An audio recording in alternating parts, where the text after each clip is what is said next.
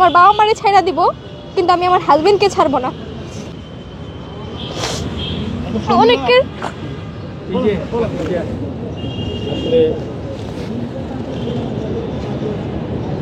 আজকে এই মানুষটার জন্য আজকে আমি এই হ্যাসেল পোহাইতেছি। আজকে একটা মানুষের জন্য আমি সোশ্যাল মিডিয়াতে অ্যাক্টিভ। এখন বলবে তুমি বের হয়ে যাও।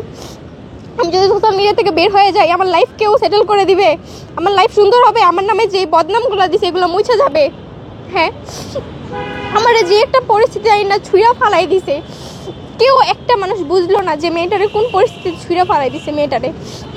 আমি তার বিষয়ে কথা বলতে চাই না, আমি আমার নিজের বিষয় নিয়ে কথা বলতেছি যে আমার সাথে অন্যায় করা হয়েছে, ভবিষ্যতে কোন শাসন করে ঘরে ঢুকাইবে, এরকম আমার বাবা মা।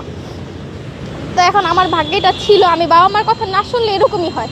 আমি বাবা মার কথা শুনি নাই, এটা হচ্ছে আমার কর্মের ফল। আমি বাবা মারে মান্য করি নাই, বাবা মারে বিশ্বাস করি নাই। যদি বিশ্বাস করতাম যে আমার বাবা মারে ভালো জায়গায় বিয়ে দিবে, আমি সেখানে গিয়ে সুখী হব, তাইলে আমার লাইফে এটা হইতো না। দুইটা অ্যাক্সিডেন্ট নিয়ে আমি নিজের ভুলে করছি, আমার বাবা মার দোষ নাই। আমি নিজেই বিয়ে করছি, বাবা মারে পাত্তা দিই নাই, বাবা মার কথা অবাধ্য করে গিয়ে বিয়ে করছি, তাইলে এটা আমার ফল ভোগ করতে হবে না?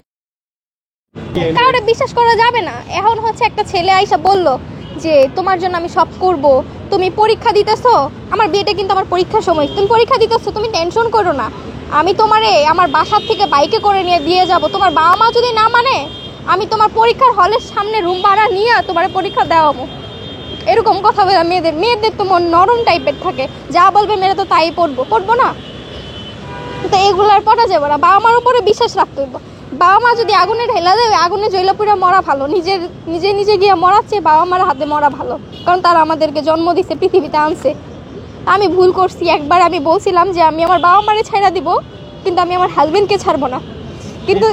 কিন্তু মেয়ে বাবা মার অবাধ্য হয়ে গিয়ে বিয়ে টিয়া করেন না, কারণ বাবা মা ছাড়া দুনিয়াতে কেউই ছায়া দিবে না। আমি বলছিলাম না যে আমি বাবা মা ছাইড়া দিব। আজকে আমার পাশে কে আছে?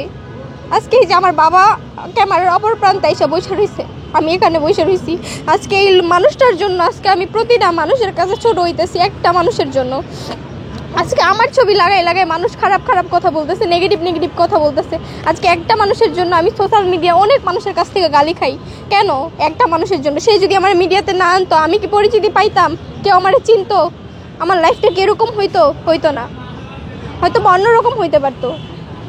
ভাগ্যে ছিল, এখন ভাগ্যটারে মাইনা নিতে হইব, কিছু করার নাই। ভুল করছি, নিজে ভুল করছি, নিজের দোষে নিজের ভুলের মাসুল নিজেকেই দিতে হইতেছে, অন্য কেউ দিবে না নিজের ভুলের মাসুল। আর মাঝখান দিক দিয়ে বাবা মারে হয়রানি করতেছি, বাবা মা কষ্ট পাইতেছে। এই যে আজকে রাস্তা দিয়ে গাড়ি দিয়ে আইতেছি, রাস্তাটার ভিতরে জ্যাম, পুরো রাস্তার ভিতরে। আব্বু হইলো অসুস্থ, আজকে আমার জন্য আমার আব্বু এই অসুস্থ শরীর লয়ে এই বাসের ভিতরে বৈশা, জ্যামের ভিতরে বৈশা আসলো, 1-1.5 ঘন্টা জ্যামের ভিতরে বসে রয়েছে। আমি দেখছি যে আমার বাবার চেহারার দিকে তাকায় যে তার কত কষ্ট হইতেছিল আসতে। তো এটা আমার জন্য হয়েছে না? আজকে যদি আমি ভুল মানুষের বিয়ে না করতাম, এখন অনেকে বলবে তোমার লাইফে দুইটা মানুষই ভুল ছিল। এখন আমি বলবো যে তখন প্রথমটা ছিল অল্প বয়স, বুঝতে পারি না এই বিষয়টা। পরবর্তীতে যেটা হয়েছে সেটা ভাবছি যে বয়স আমার থেকে অনেক বড়, সে আমাকে বুঝবে, সম্মান করবে, ভালোবাসাটা দিবে।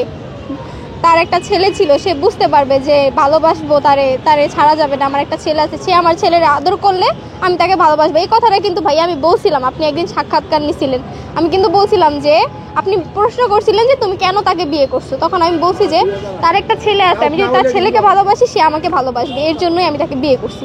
আমি এখনও এই কথাই বলতেছি যে এর জন্যই তাকে আমার বিয়ে করা। তো এখন আমার জন্য আমার বাবা মা ভুগতেছে। আমরা কিন্তু ভিডিওতেও দেখেছি আপনি নিহালকে অনেক আদর করতেন। ভাই এটা একজন অস্বীকার, পুরোপুরি অস্বীকার যে আমি তাকে দেখতে পারতাম না। এটা পুরোপুরি অপবাদ দিয়ে দিছে, আমি তাকে দেখতে পারতাম না। এই অপবাদটা